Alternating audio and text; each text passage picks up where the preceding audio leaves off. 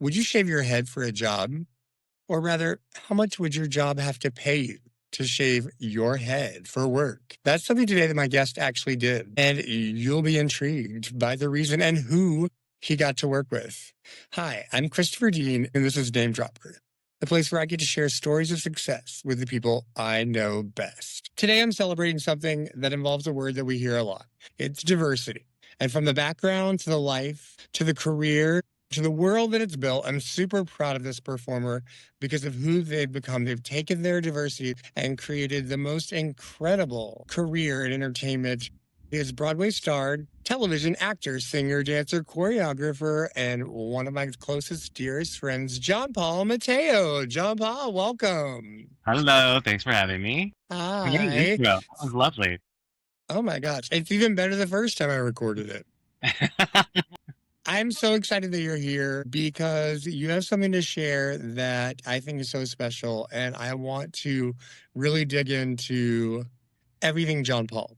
Um, so I want to talk about your background, your upbringing. Tell me about your parents. Tell me about where you were born, your family, the culture that you grew up in. Yeah. So I am a mutt of just a hodgepodge of all things that are sexy and wonderful. No, but typically I'm just gonna go with Puerto Rican because that seems to be the easiest for people. So yeah, I was born here in Manhattan, the island of Manhattan. My parents were entertainers. My mom was a singer. My dad was a musician. And long story short, they messed around and boop, here I am. It was kind of going to be inevitable that, I was going to be in the arts. I was the only boy of all girls. And yeah, we moved around quite a bit. My mom remarried and, from New York to Buffalo to Florida. And then I ended up back in New York City in 2005. So I know you're primarily Puerto Rican. You have like a little bit of Dominican background in you as well, but your family comes from everywhere. Everywhere. Yeah. That's so Yeah. amazing. It's really diverse. Like Sicily, Dominican Republic, like Israel. Like, I mean, it's all over the place. So I just kind of stick with Puerto Rican because that's what it is. I mean, It's it is. easy. It's easiest for people to digest, I think. As someone who's known you a lot longer, though, I will say I want to get into how that's influenced your career.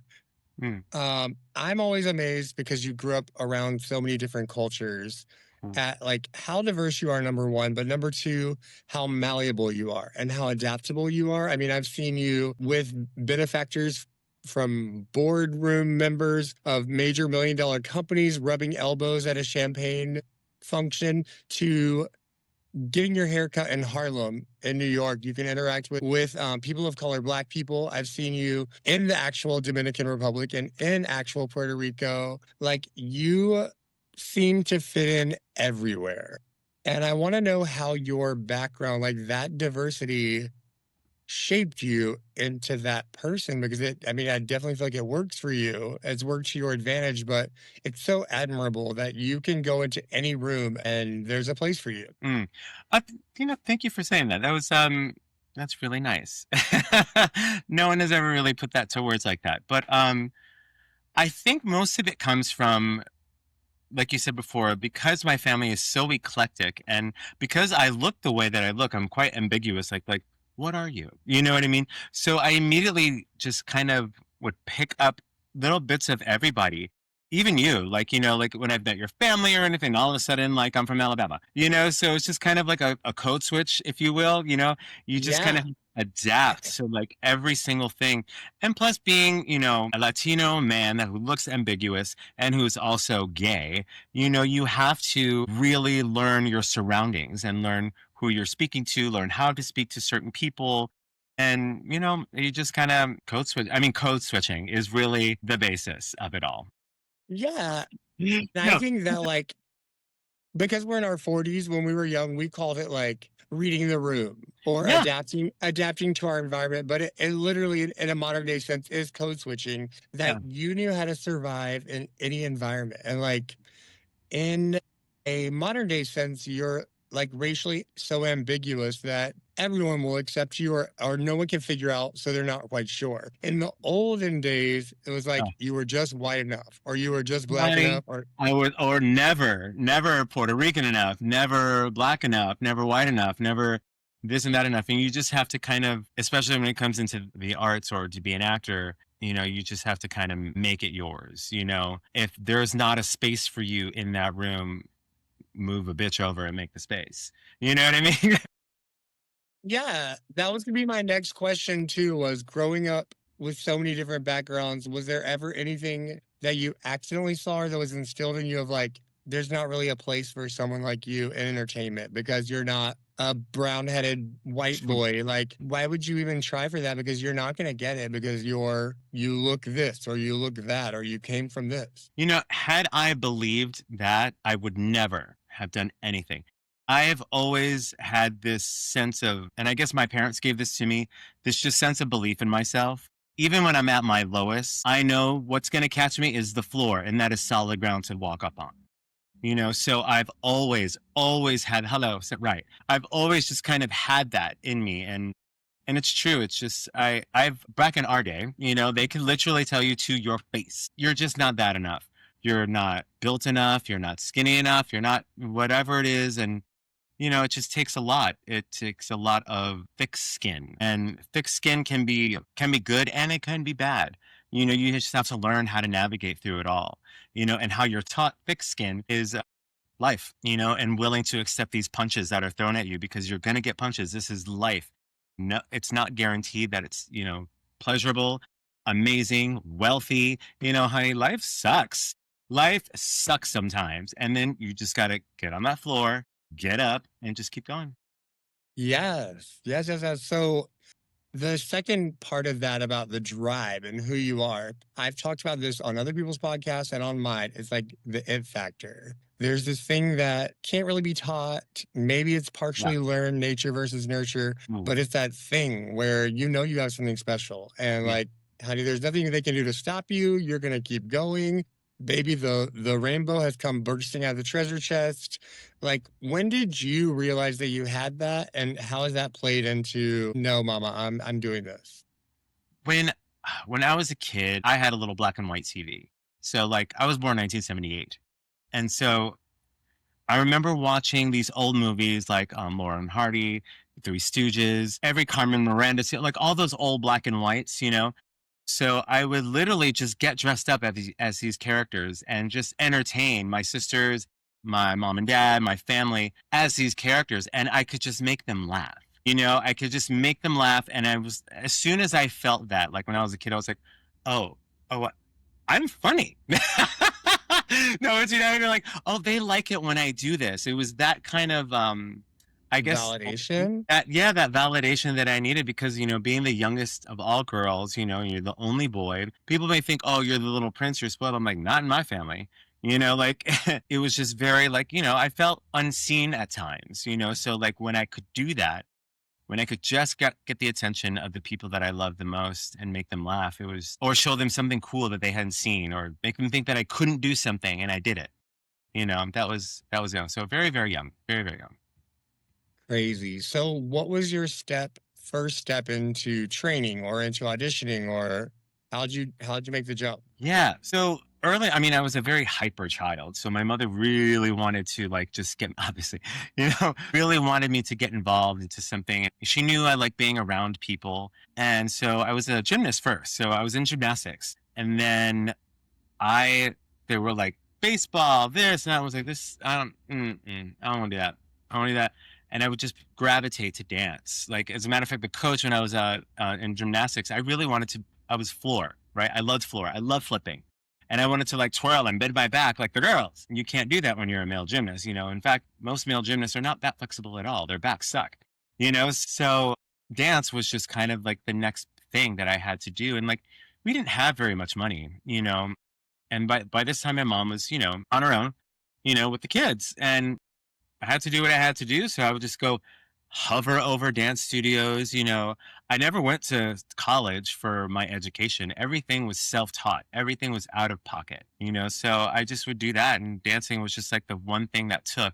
We could all play musical instruments. Like all of my sisters play something. I play the piano and the trumpet, we all play something. And so music was always in the family anyway. So we just I just kind of gravitated toward the arts, and that was it. I was hooked. I was hooked the first time. Like I was just put in like a little, what was it? Like a little community theater production, and I loved it. And something to be said about community theater. We'll get to that another time. But it's just so important, and I loved it. I loved it. I was really, really young. I was probably like 14 when I did my first little community theater show, and I was hooked. That was it. Yeah. Incredible. It's so incredible. And we're going to get to a timeline. We might even have to fast forward because your resume is incredible. But what amazes me is that we've had almost the same blocks of time in life. You have done 50 more jobs than I have. And I feel like you have done every single dance job on the planet, which is a huge accomplishment. But also, I don't even know how you fit it all in, but you've worked at every theme park, every cruise ship, every gig you could possibly work at, plus all the ones that I've done, plus more. And I'm like, I don't know how you did this so quickly, because by the time I met you, you had already done. So what was the first gig, and what was the progress like? The first gig was Disney. So I got my equity card really, really young at like 18. God. Right. So I was part of the union like really young. And this was back in the late 90s, 1998. And from there, it was just I did Universal Studios in Florida, and then from there, cruise ships. But also, I had this play in my head. My mother always told me, she was like, do not be a one-trick pony. Like, if you're going to be a dancer, learn how to sing and learn how to act, because you can't dance unless you can act. Okay. So, which is very true. I'm sure you teach your own students that, you are an actor first. So get the knowledge, like get the seeds, get everything. So yeah, it was all that. It was like Disney. And that just catapulted me. Once I saw one thing, I saw like people that were just like really amazing that I idolized. And then it wasn't for this one bitch who I'm not kidding. Please leave this in. Are we allowed to swear? Yeah, you can say whatever you want. It's fine. Oh, well, fuck it. So it wasn't this evil little troll of a man. He was such a beautiful dancer though, right? I was in equity at the time. It was in this show. I was 18, going on 19. And I looked at him and I was like, I'm not going to say his name because maybe he'll see this and whatever. You know who you are if you see it.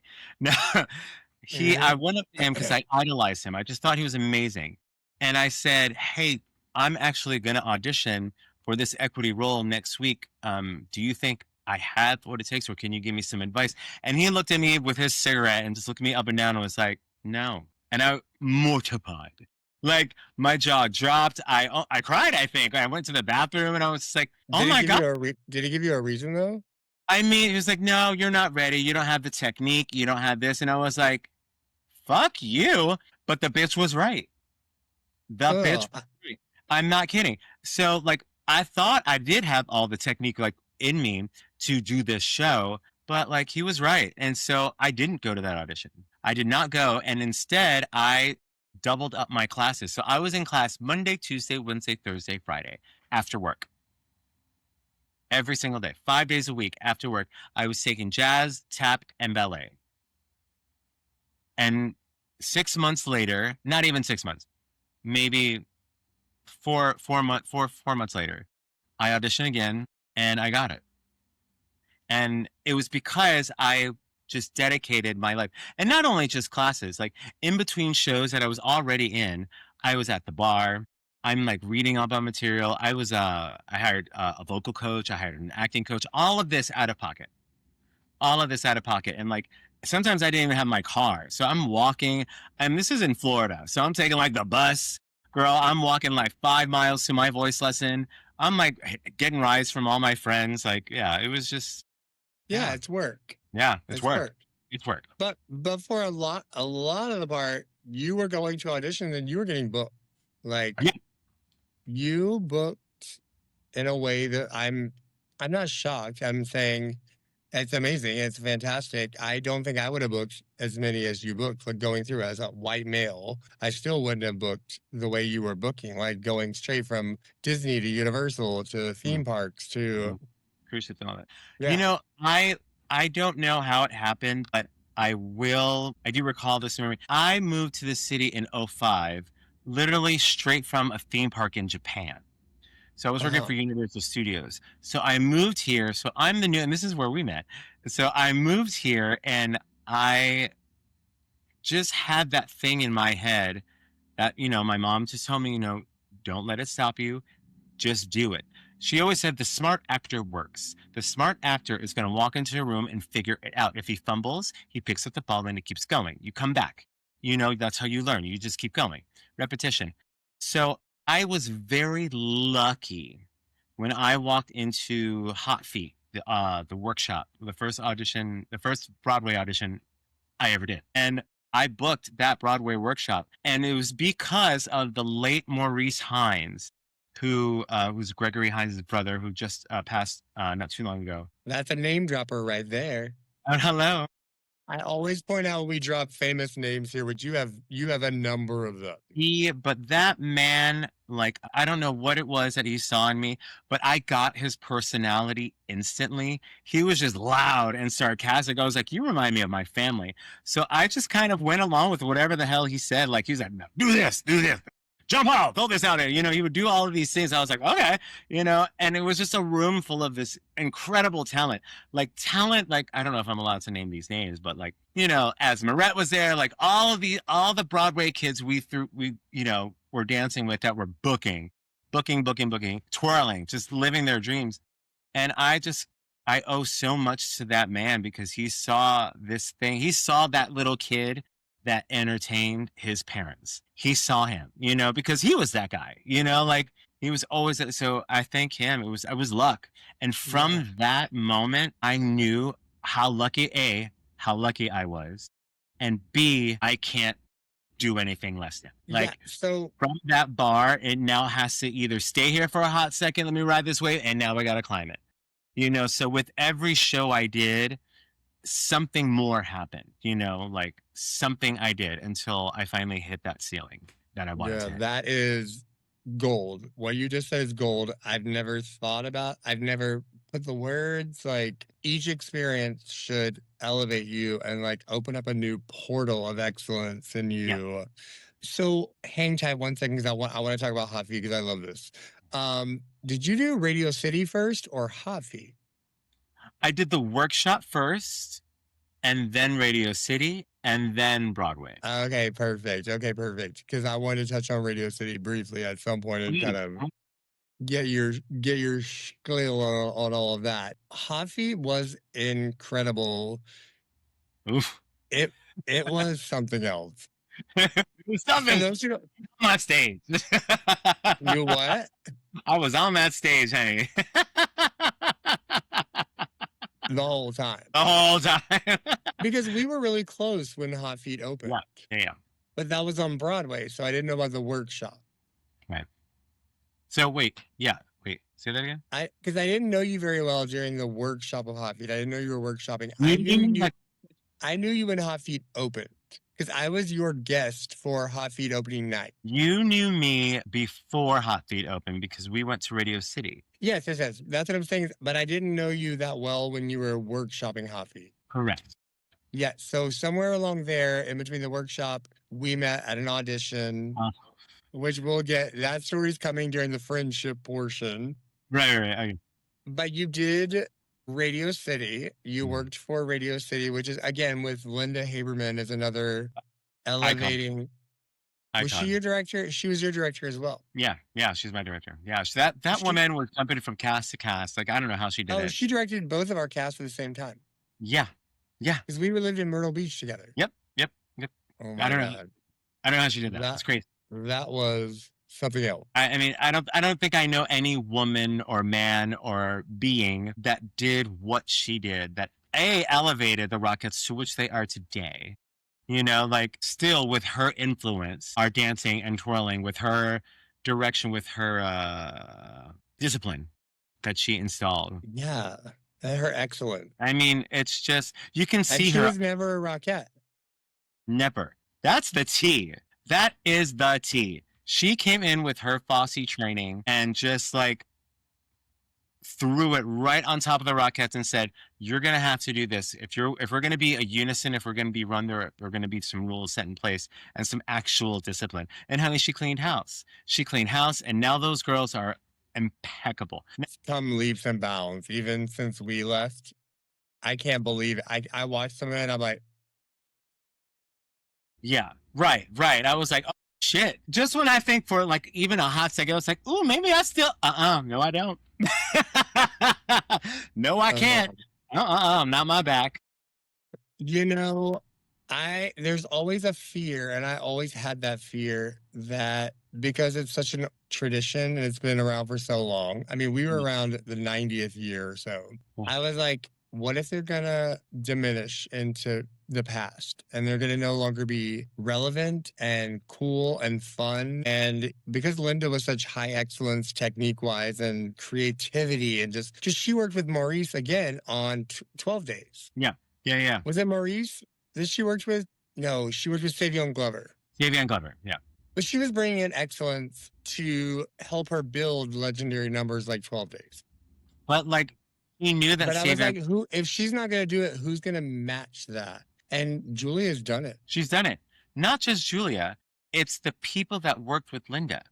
Like she was like those kids, and Julia saw those because Linda obviously had no pick as to who was going to, precede her. But Julia picked the best kids that were there at Radio City that sponged off of Linda, like that got it. Like, And yeah. and who also had an amazing eye of their own. They had all this talent of their own, which is now just like all over. I love it. I do. I love everything that they put out. And it's so cool. It's still cool going off what you were talking about. Like all the girls, all the kids want to be in that show. And it's hard. It was hard when we got in. Like, I can't believe that we got in. I mean, again, that was my first. But I can't. Well, that was my like first audition too with them too. And like, it was amazing. It was such a. And we got in the same year. Yeah, the same year. And I'm so proud to be part of something that's 100 years old. Like, oh my God. That makes me feel like I'm part of a history, like Yeah, Bob like, Fosse made Linda and Linda made me. But do you know how many kids like go through those doors every single year, just hoping to be in the ensemble or to be a Rockette? It's just, it's an honor. It's a true honor to go out on that note, knowing that you are a part of American dance history. I always say I never forget. It never escapes me. It never escapes me. Yeah. Like how fortunate I was to have had like my moment there. Yeah. Yeah, it's true. It's true. And no one will understand how truly powerful that is. Because working with such a prestigious name, not just the name, but it's just it's everything that's behind it. It's everybody that came before you, all the struggle, it's a dancer's life. It's all of that comes in it. Yeah, that's one of the few examples of somewhere where you were fighting for one spot or two spots. Yes, there were 200 boys there. Yes, they narrowed it down to 20. But ultimately, we were both 6'4". We were fighting for the same spot. Same spot. And you have to wait till 2 of those open up, and there are very few. And then to get it is like everything in the universe has to align at the same time on top of technique, hard work, and audition consistency. Like, it just is like, I can't imagine the number of people who try and never get it. But then you get the experience and it's like, changes your life forever. Just even the rehearsal process, working with someone you knew was Bob Fosse's protege, going through the rehearsal process, like, again, your mind opens and you elevate. And no matter if you did the Christmas show 1 time, 12 times, or 150 like we did, when you leave, you're like, I'm a better person. You are. Because of what I learned. You'll never forget it. You really don't. There was something that, dare I sound cliche, there's something magical, that just happens. And it's an awakening, actually, as a dancer. And it's something that not a lot of people get to have because, unfortunately, the world is now oversaturated with rubbish. I'm just gonna go ahead and say that real quick. I want to get, I want to get to the state of Broadway today. But I want to roll back from a business perspective Yeah. and talk a little bit about failure. I wouldn't say failure, but Oh, yeah. disappointment. So you auditioned for Hot Feet, you did a workshop, and that was your first like Broadway show, or you did the workshop hoping it would go to Broadway. Yeah. Yes. So a couple of things about Hot Feet is that I was always pulling for Hot Feet. I was pulling for you. Number one, Debbie Allen choreographed it. Maurice Hines. Sorry, Maurice Hines. But number Debbie two, Debbie Allen's daughter was the star of the show.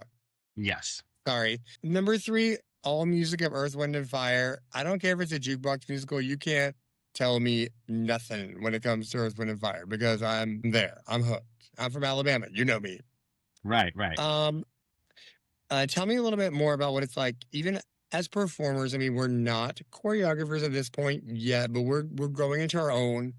Mm-hmm. To see something that's coming together that I don't know if you agree with everything that was happening in the process, but when the signs start coming out, like, is this going to work? Is this going to be good? Is this not going to be good? What's the audience going to think? And then going into opening critical reviews. You've worked on this for over a year, and the way that people receive something that is, I'm not going to say it was a failure because it's not a failure, but the way Broadway puts things in a box, it's a bomb, it's a winner, it's a stellar. Tell me about that. So that feeling,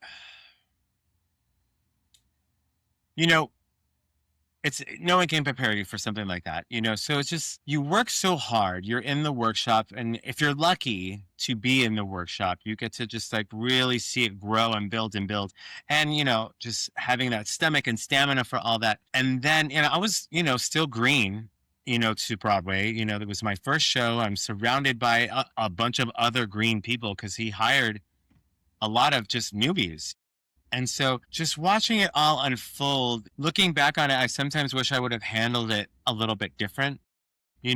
I did believe in it, but then once I saw it like just kind of going south, arguments with, the writing and then changing of scene, all of that stuff that happens to try and make it better, to try and recoup.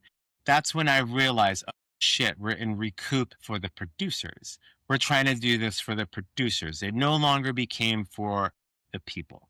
It no longer became for us, so everything was just, that's when I finally understood, oh, this is for the producers. Yeah.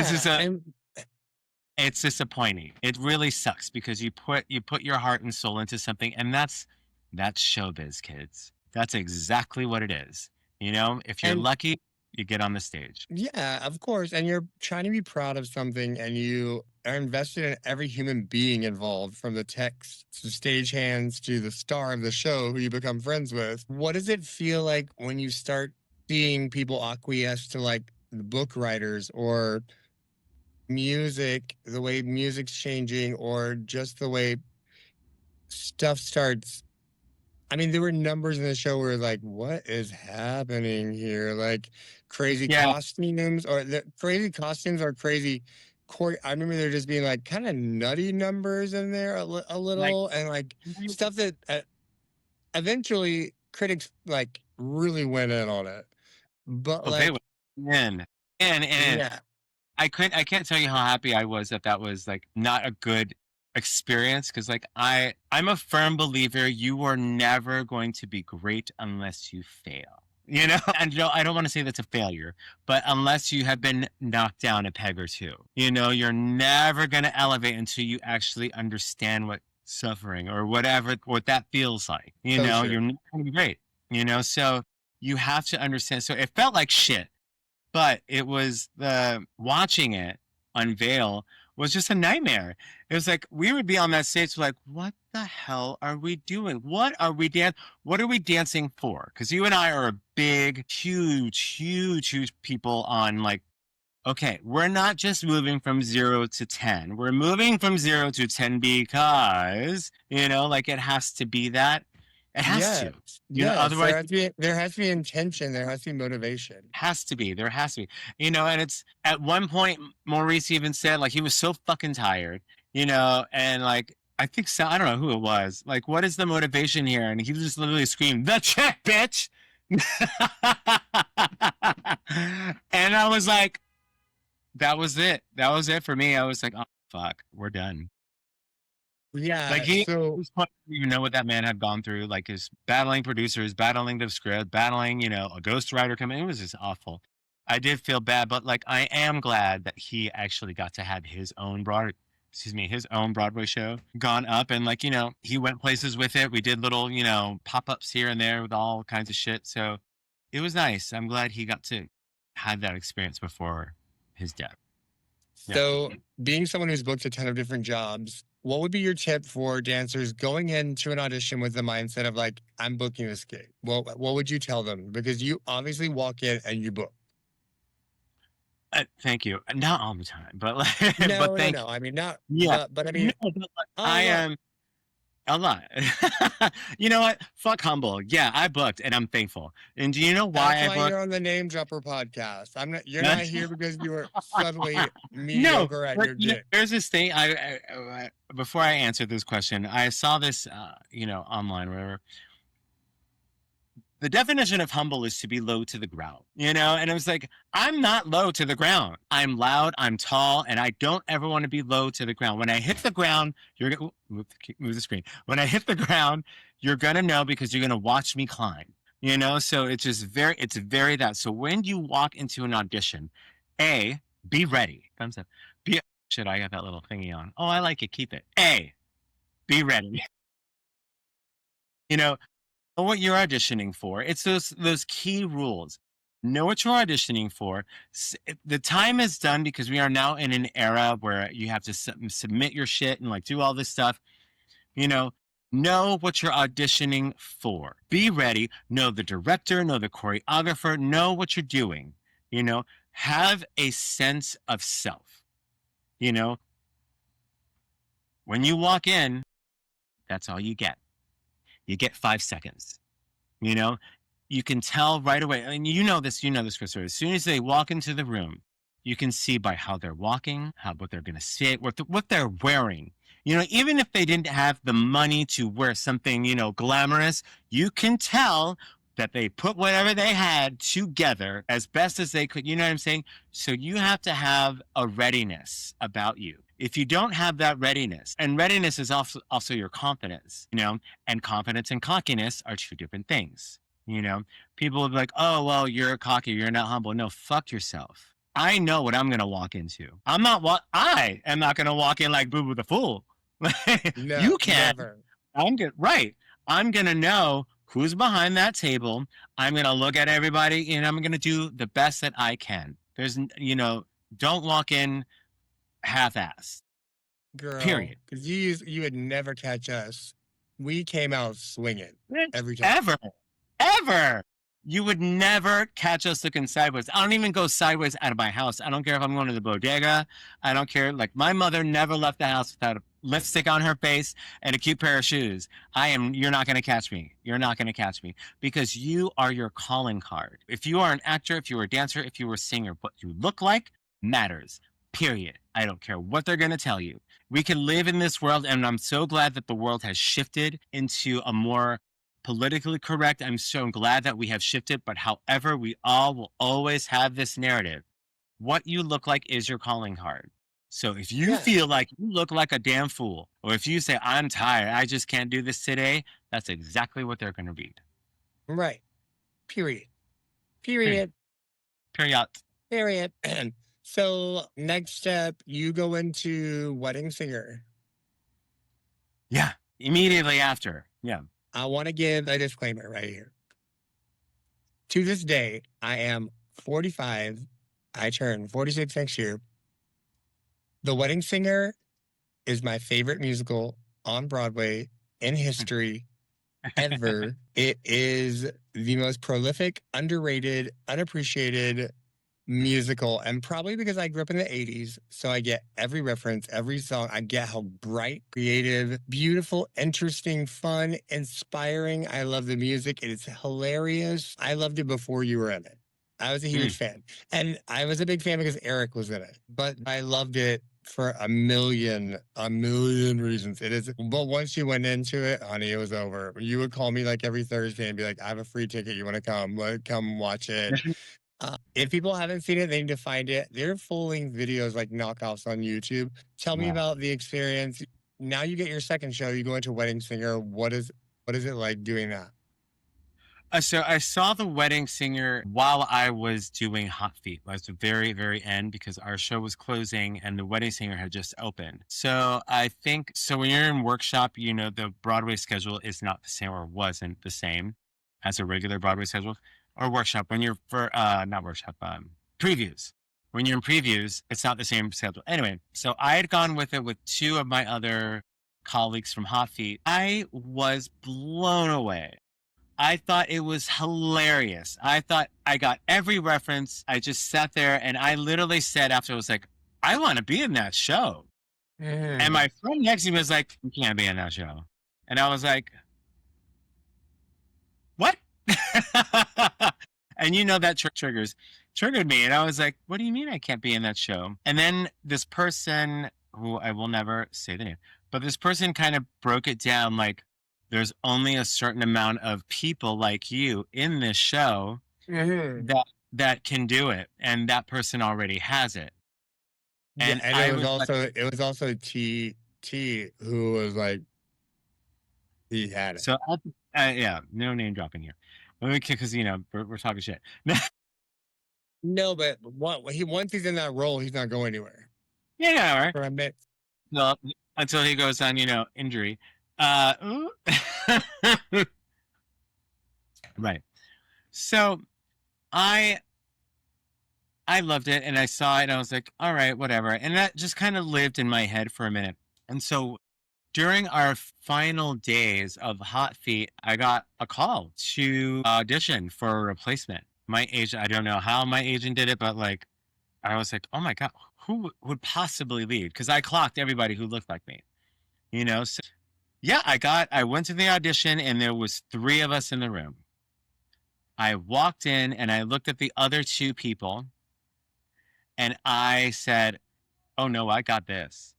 Were I they didn't even question tell for you you exactly what role. 100%, 100% honesty? Were they darker skin than you? Yeah. Okay.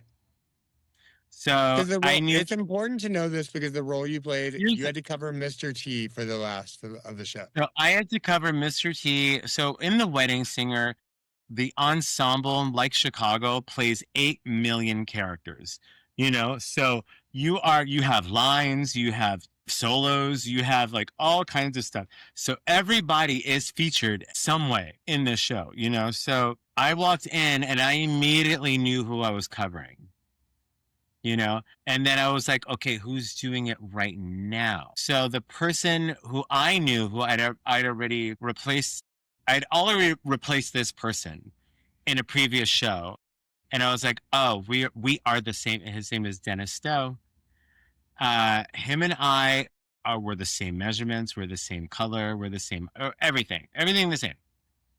Um, except he's a far better actor than I am, which far better. But anyway, Dennis, I knew I was going to replace Dennis, and I just looked around. I was like, oh, I've got this. Because I looked at the other two and I was like, I'm going to dance circles around you because there's a lot of partnering in the show and I'm a great partner. Like I love throwing people in the air. I love it. I have a lot of fun with it. And the audition was learning it from the original choreographer, his assistant, and I threw that bitch to the ceiling. I was like, I got it, I got it, I got it. And I'm full out. I am that kind of Yeah. person that they have to tell to tone it down. Yeah.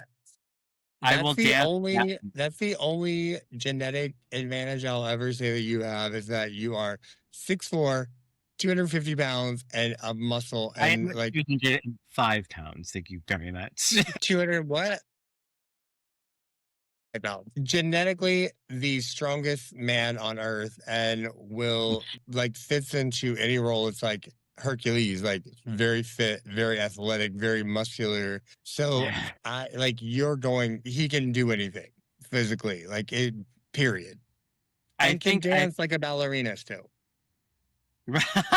Ooh, maybe back then, but not still. But listen, I love partnering and like I love being a male dancer so much that, and the knowledge that I've gained through it all has just catapulted my career because I loved it. And I love, and even watching you, Christopher, like what I would like, oh wow, you know, I've tried to like take in, because remember, all of my training was on my own. You know, like I didn't go to school for it. You know, I had to go out of pocket. I was, you know, sponging, you know, and then learning how to do it properly. So yeah, that experience with the wedding singer was just phenomenal. That audition was great. I knew I had it. There's two Broadway shows that I did. Well, no, three that I did that I just knew I had. You know, it was that gut thing, you know. And I know people like, oh, I knew I had it, and they didn't get it. No, I knew it was in the cards for me. Yeah. You know, yeah, That's the it factor, and that's realistic. Like there are times when I knew I had things, and like times I knew it was for me. Anyways, there were yeah. times, and I don't think everybody has that. I think some people live No, their lives wondering no, and hoping. yeah, no, no. Like, those are the ones that for certain, you know. Sure, there are auditions like, oh wow, I rocked it. You know, like I'm sure I'll get a call, and you don't. You know, but like Yeah, those ones, I was like, no, this is my this is my destiny. I'm supposed to do yeah, this to get something else. yeah. Yeah, I knew Radio City was for me. Like I knew, yeah. but I was scared I because there knew were we were so many gonna get. people. I knew we Yeah, were gonna get that one. Yeah, for they sure. loved us. They loved us. You know, I think every businessman, because like now I'm trying to start my own small business with something else, and like everyone I've ever spoken to, and everyone who I'm just like trying to, you know, learn from, has said I will always hire a performer, an actor, or a dancer, because those people can adapt to anything. They know how to take a punch. They know how to take a fall. They just can adapt, and they can talk to anybody. It's really easy, you know, as opposed to what I call muggles. You know, like, oh, you're a muggle. That's why I it's hard always for say you. pedestrians or civilians. Yeah. It's true. It's true. It's very true. We are forced to be on stage, not forced. You know, we jump on stage, or, you know, oh yeah, or forced. When you're a swing, you're like, oh shit, I gotta go. You know, like lights, camera, action, you're on, you know, and Yeah. you have to adapt. You have to adapt to your surrounding, to the people around you. And when you get into a put in, like I did for the wedding singer, I was taking over somebody's role. You know, I was going into his costumes, which were now mine. You know, I was going into his cast, which these are now my colleagues, you know, and some of who I'm still really good friends with to this day. You know, you just have to adapt. And if you can't adapt, you're going to sink. If you are afraid to adapt to your surroundings, this is not a business for you. And that is something that is not taught. That is something that you're not going to learn. But I'm here to tell you, if you are afraid to speak, if you are afraid to show up, you're not going to win. Period. Um, that is so good. There's so much I'm processing. I'm like, oh my gosh, so good. Um, so good. Tell me about from there. Just give me a rundown of what Dame Edna was like. What you go into Dame Edna third Broadway show.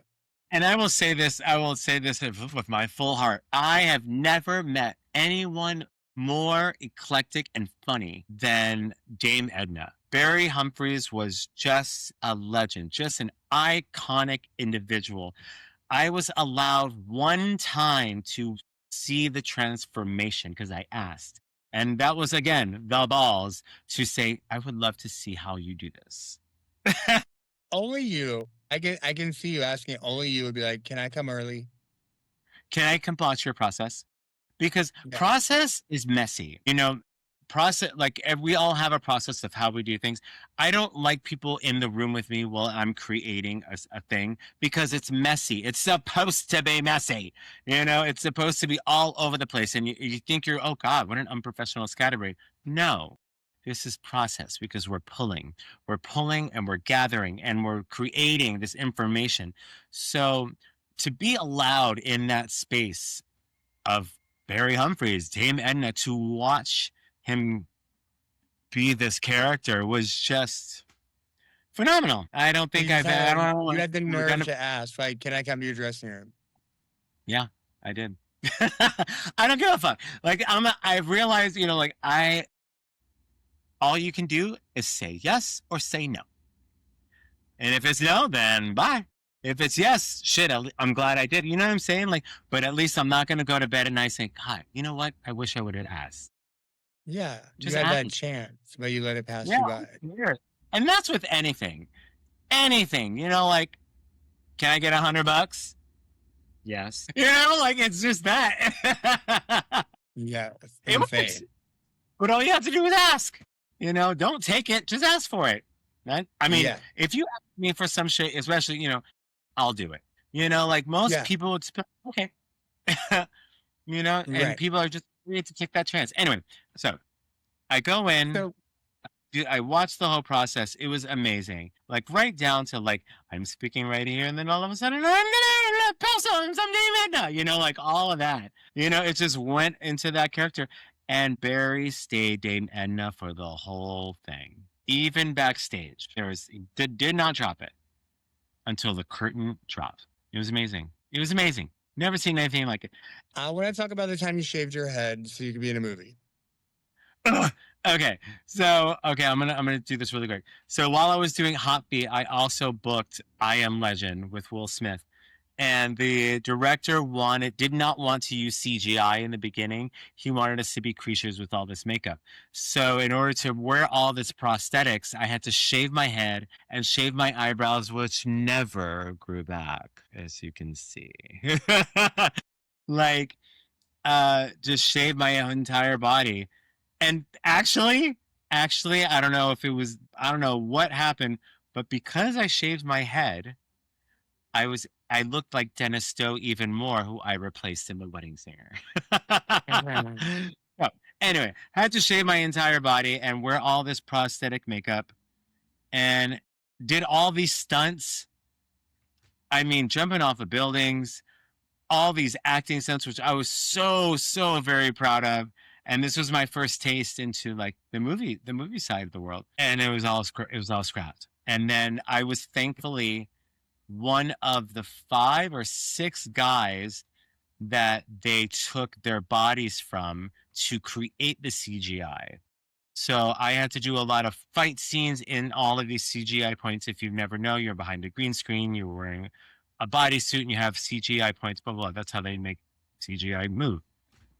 So I was doing all of these scenes like that again, after jumping off a building, after like being exploded, after fighting with Will Smith, scrapped, all of that gone. And then like do all of these scenes. So my body and a couple of other guys and girls are the bodies for those creatures. And then there's only one scene where you can see us all. One, where we're actually wearing that makeup. And it's really quick when he first sees them in their huddle, breathing really hard. You see him for a second, and that's my back. Yeah, and I recognize you because it's your back, because I know what your back looks like. Yeah. And that was it. Why? Because you're staring at my butt all the time? What's up?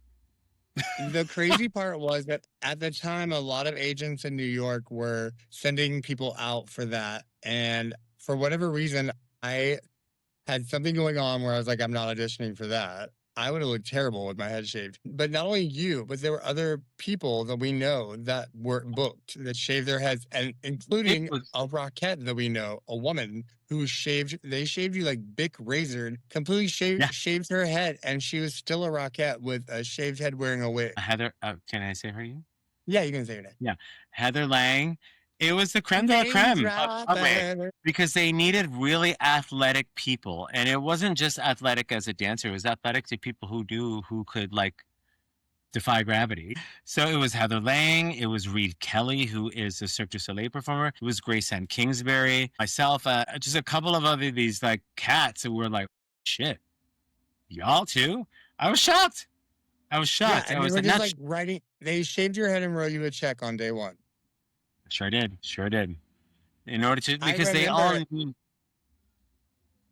Fred, Sorry, go ahead.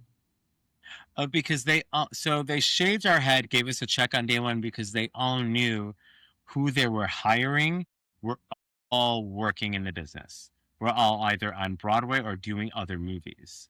So Yeah, they were just like, hey, well, I mean, this was a multi-billion-dollar movie. So it was Francis Lawrence, the director. So they're just like, here you go, take it. So yeah. they had no, oh, yeah, no problem. And I remember Heather Lang went and got her head shaved and got her check. And she was like, I'm so upset. I got a wig. Meet me at Ariba. So Heather and I went to Ariba, and she had a blonde wig on with a hard front. And we sat there and chatted for about an hour or so and like had margaritas, and she was like loosening up and was like, oh my God, I can't believe I did this. Like, it's terrible. I shaved my head. And toward the end, she was feeling loose and like just ripped the wig off and threw it down the Yeah. table. She embraced that really quick. And I'm so glad everybody did because it was also, I mean, not that I had a lot of hair, but when you have to do something like that, not just that, but shave your entire body, like just like it was,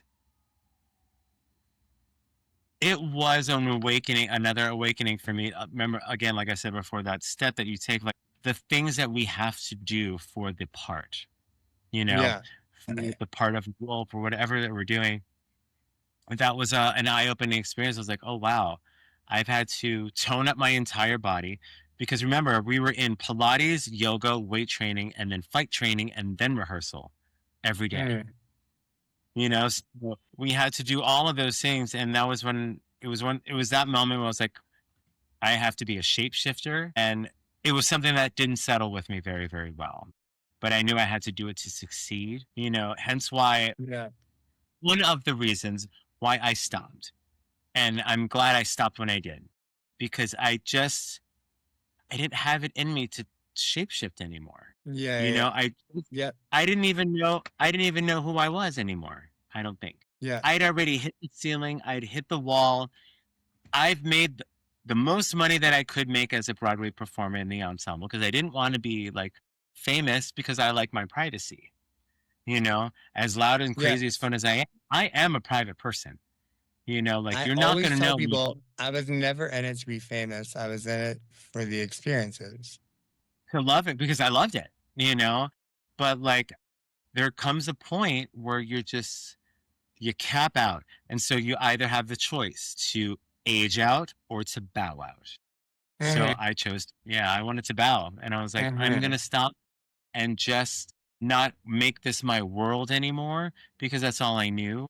Not that it's all I knew, it's all that was my main focus. So yeah, and Yeah. that was it. And I'm so happy I did it, and I'm happy I did it when I did it because now I'm still involved in it, but on my terms. Yeah. Everything is I will control, not control. Well, yes, I will control what this body looks like. I will control Yeah. how I speak. I will control everything. You're not going to tell me what. No, I'm not doing that. I will control my money. I will control, everything. Like, and this is why, hence why Agents, I'm so managers. everything. Like, I even in the end of my career. We did not have a lot of control back in the day. No, they're always telling you what to do, what to wear, what to say, how to dress, and it's just like I don't want to do that. Hence why I wear so many hats. I wear hats because I don't want to work for anybody else but me. I Yeah. want my money to come to me. I want to sponge off of the people that I think who are succeeding.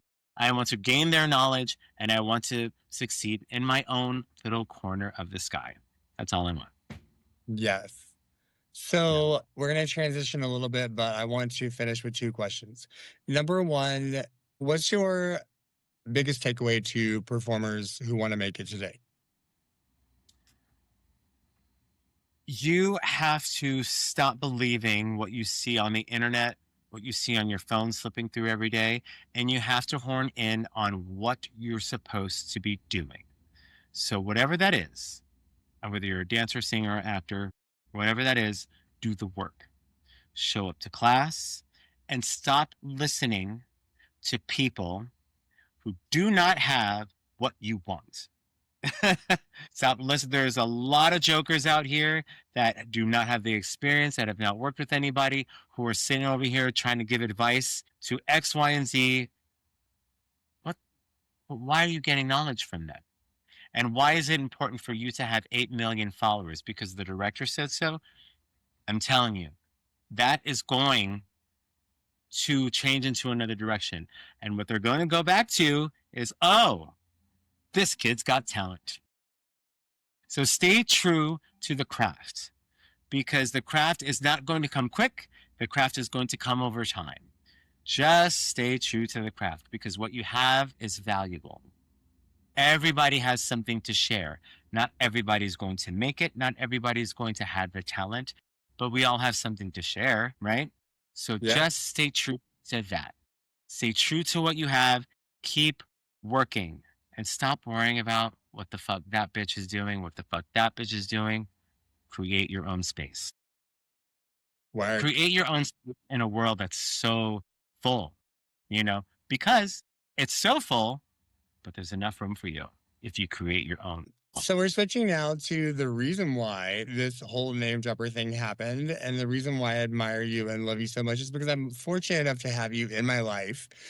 I can say this without reservation, that when people say like, well, there's that friend that like when you're hurting, they're like, who do we kill? Get some duct tape. Let's go. And like when someone knows you so well, they've been through everything. You are the one human being in my life who I experienced basically my youth. And I say my youth because I didn't really experience youth until after I left college. Yeah.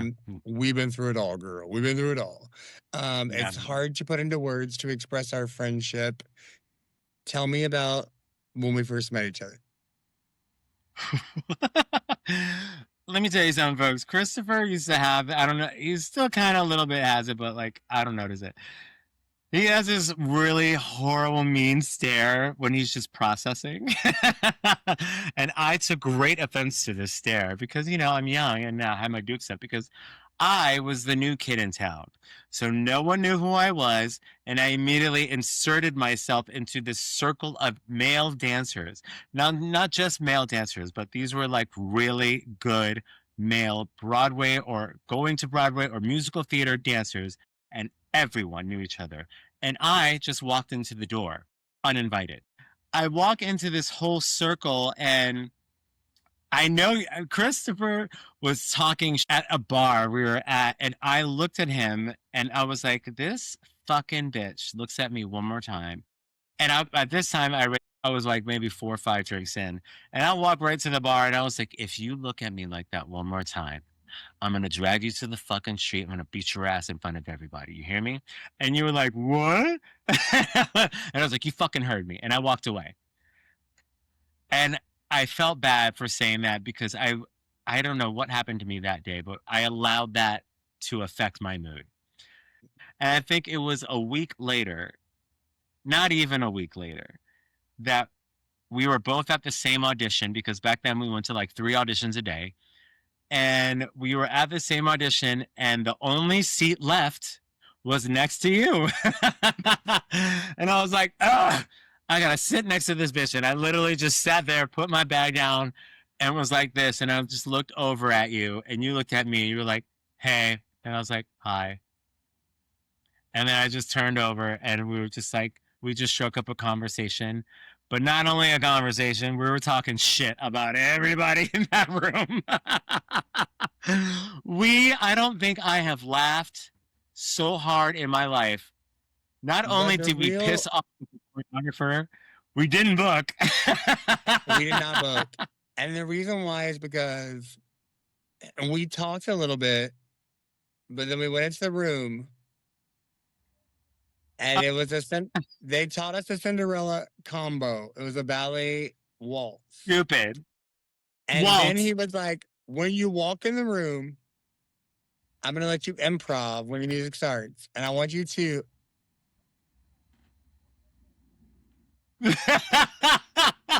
We I had to want you walk. to improv the way you would if you were walking into a grand ballroom and it was overwhelming. And there was another boy who was auditioning who will remain nameless. Yeah. And we were both standing inside and we watched him audition. And when he walked in, he clutched his pearls and we fell out. But fell out so loudly to piss off the choreographer. And literally, he We looked were at us done. like, "Will you stop talking?" We knew we were done because we both cackled because he was clutching his pearls, looking around. And then we did our part and we're like, we're cut. And we got cut. And then we went for drinks after that. We went for drinks at a Reba, which is iconic. If any of you kids want to be like stars after your audition, go to a Reba, have a drink, eat some food, and just talk the day and lay loose. It was those were such good times. Yeah, and that's how we met. It was amazing. It was, and ever since then, like it was like that whole thing at the bar never happened. Like nothing like that. It was just It was like ride or die. I was like, okay, this is my bitch. He just didn't This know is my my face. He didn't know my face. It was like this all the time. Yeah. I wasn't judging. I was just watching. Nope, just watching. And I was just being a defensive little asshole. You know, like, and it's funny because I know again how lucky I am to have you in my life, because throughout our entire lives, I mean, it's been, I don't even know how many years, you know, I think I moved to New York when I back to New York as an adult, I had like, what, 24, 25? You know, I'm so lucky to have people like you and the other male friends. I'm specifically speaking about my male gay friends that I've met along the way that I'm still best friends with today. You know, I have this core of like 5 guys that I thought everyone had. You know, like I thought you all have this group. You know, you all have these kind of people, and it's not. It's not that. We chose each other. We chose to listen to each other, to cry to each other, to really get in depth and allow ourselves to be vulnerable, which is just something it's so powerful to me, you know, to have that and to be able to say that I still have that And it started a blessing. conversation. Like the conversation just kept going. And then luckily we kept booking similar gigs at the same time. But like we did Radio City together. So we spent a lot of time together talking and we understood that experience together. You just kind of get to know people who understand you because like I say, pedestrian or civilian friends, they don't understand what you're going through. Other people can, and then you know what it's like to be dating, to be breaking up, to be not able to keep a relationship going because you've got to move on to this next gig, and then you're doing Radio City, and then you just end up spending these times together that are unexpected, that are almost like a gift, but at the time it seems like, oh my God, like life could not be crazier. Like I remember there's a Christmas where we both ended up being stuck in New York, like couldn't go home to our families. Is that when you went to your house? Girl, yes. And that was the night that the Limelight was closing. Was that That's right. Yeah. Yeah. Girl. We were both alone. Like we both had nowhere to go for Christmas. We had nowhere to go. We came over and we cooked a whole Christmas dinner and we made it on my little coffee table and we sat down and we watched Christmas movies and we played music and we ate Christmas dinner together alone. It was Christmas Eve. You know what? It was one of those things that you'll never forget because it was two sad, lonely individuals that had so much pride and so much whatever that were just finally called like, girl, what are you doing? Girl, what are you doing? And we had the best night and it was just so awesome. And those are one of those. We went dancing at Limelight. Was it It was Limelight? I closing. don't think it was It was Limelight. closing. Was it? Maybe I girl. I think it was closing or it Back was then, close to it was close to girl, closing. I'm surprised I still have the brain cells from the things that I did to myself back then. But we grew up in a different time too. It was I a mean, whole things were different things, it was a whole different things universe and in a in New different York in universe. the 2000s. Like people are like, New York, the early 2000s for New York was just so dope. The late 90s, the early 2000s was just such a good time to be like a dancer or an actor. Like everyone was working, everyone was doing something, you know, and like there were so many jobs all over the country and or the world, and yeah, that just doesn't happen anymore, and it's really sad. And there was no fear back then because we grew up in the last of the days of New York where it was like free for all, free going. Drugs were everywhere, but like your agents gave you drugs, your managers gave you drugs, but like there was no such thing as like fentanyl. There was no fear of death. And you like it was just no, like a girl, it's nobody died fashion of an week. over. Stay Yeah, with it. You gotta be up. Let's go. Do your thing. And like there was no like shame there or was a no I mean, fear. Chris, you were like booking. You were like you were modeling. You're like, oh, I just booked this show. You're like you were doing all the things. Christopher, you were that one mod. You were the model in the whole audition room. You would walk in with your hair completely coiffed and just done, spray tan, body down, and like start tapping it out with the rest of us bags. You know, like it was just really funny. I I was like, had this like fucking man. I had an I was asymmetric amazed. haircut the whole time at Radio City that I had to hide with clips and a hairband to like look like a Yeah. normal boy. I was amazed. I was like, how is this bitch doing it? Like, talk about like modeling and musical theater, like two things that just, you know, They require did so not much work together. time and effort. It was just like, I was amazed. I was amazed by it. But Gigs were like, gigs, and then girl. holding a job at Radio City, which was like, holding a job in the corporate office was just like, I was amazed. I was like, what are you doing? How do you do this? Yeah, it was quite It was a fascinating. lot, girl. We went through a lot. And then we went through cruise ships together. We did our cruise ship gigs. We That was, ran the cruise ship that industry. the cruise ship industry, I'll tell you one thing. Remember when we were doing cruise ships, or like when I came off of a cruise ship, you know, you're doing cruise ships, it's going to ruin your career. You're slowing down your career. Now everybody and their mother wants a cruise ship. And it's like, I knew that back then. I was like, bitch, I'm working. While you're sitting here waiting tables, I'm going to go dance. You know? You know what? This is how Yeah. fierce we were. It was 2000 and the crash was coming, the economic crash. And like 15 Broadway shows closed in the same week. And we were like, girl, we got to get the fuck out of New York. What are we You going got to to do? go. We called the cruise line and I said, girl, I need to go. And my You friend call John the cruise Paul needs line. to go. Yeah. Get us on a ship as soon as possible. And they called and were like, 2 weeks. Can you be in Miami? Like, we're putting you on the Jewel Yeah. together. And fate took over. We were with Ryan, Johnny Kim. We Uh, became the most incredible cast of a cruise ship you've ever seen and went and like blew up Europe and everywhere. I had never been in a cast where all of the men were stronger than the women. Ever. But the women Ever, were ever, strong. ever.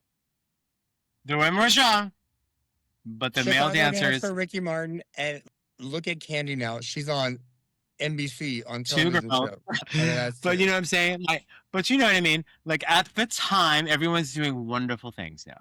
But at the time, it was all about the boys. And we ran that ship. We ran it like we had the captain in the palm of our hands. We could just get away with so much. And I've never worked with guys like I've never worked with men like that. Like it just all different personalities, all incredibly talented, and just like it was so much fun. It was Yeah, it was a so lot. much And fun. now Johnny Show Kim is people artistic like director for Cirque du oh, it's Soleil. just way. I mean, and Nathan, is he a rigger? Yeah, he's a rigger. You know, Ryan is like huge. I mean, everybody's doing all these Staging. amazing things.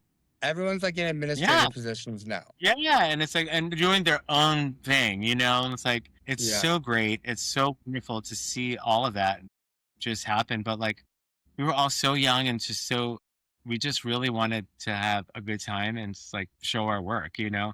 So it was great. I'll never forget that. I will never forget. There's that one picture that I have, and I show everybody this picture. It's you, me, and Johnny Kim at the underwear party that we threw. That the captain said, yes, you can have the entire top deck late at night and throw a party for the crew. We are in our underwear, just doing crazy things off the balcony, and the captain took that picture. Like it was just, oh, it was amazing. I tried it, and then I go to work for NCL, that company, as a show director, and like just the fact that I went from that to to do a show director, and then, oh my god, it was just everything. Just it was Yeah, crazy. the white I don't party, the everything we got away with so much. I don't know how. murder. Things that we did and said would have gotten fired and blacklisted. Like it was just that picture alone was just it was epic. It was so fun. I'll never like kids when I tell kids my experience from your ship experience is not the same. Like No, and we were just so lucky, just so it was you can't so you can't much. make those like it'll never happen again, and I'm so glad that I was a part of it, man. Yeah, amazing. Well, I am so proud of you, and I love like being able to share this story, the whole background, the whole beginning to end journey, because you have such a remarkable story. I appreciate you, and I love you for being here. This is just the beginning. I'm sure I'll think of Oh. 20 other things that we need to talk about, and I'll have to bring you back for episode 2 featuring John Paul. But I love and adore you. I am so proud and happy for you, Chris. I love you so much with all of my heart. You will always be one of my nearest and dearest, bestest of friends ever. And I can't tell you how honored I am to be a part of this. So Well, I thank you. love you, and thank you so much for being here on the NameDropper podcast. You are the ultimate guest that I've been waiting to procure. I've just been waiting for life to calm for you. But I love and adore you. And thank you so much for joining me today, everyone. Follow John Paul where on Instagram at The John-Paul Mateo the on Instagram. I forgot we're both these. Yeah. The John Paul Mateo. Follow him, everyone. This is the name dropper you won't want to forget. He has so much going on. It will always continue. Thank you so much for joining me, and we'll see you next time.